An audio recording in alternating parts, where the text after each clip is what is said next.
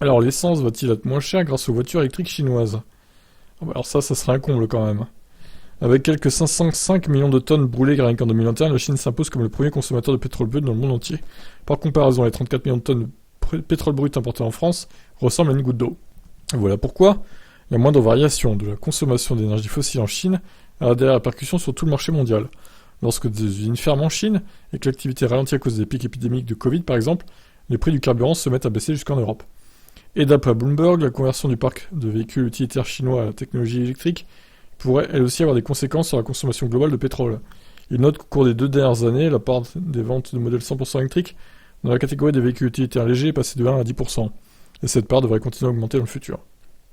Ajouté à cela l'électrification massive du parc automobile chinois, dont 22% des voitures neuves sont désormais à zéro émission, et vous obtenez de quoi revoir à la baisse les estimations en termes de consommation mondiale de pétrole pour les années futures. D'après Bloomberg, le pic absolu de consommation de pétrole attendu pour 2027 pourrait être atteint bien plus tôt.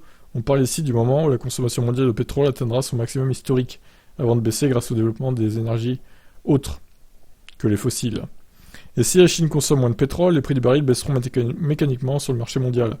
Par réaction, cette baisse aura des conséquences jusqu'au prix du carburant affiché dans les stations-service de France, à condition évidemment que l'OPEP ne ferme pas trop les vannes pour limiter la chute du prix du baril de pétrole, elle qui a déjà décidé une baisse de production à partir du mois de novembre prochain. Oh bah si.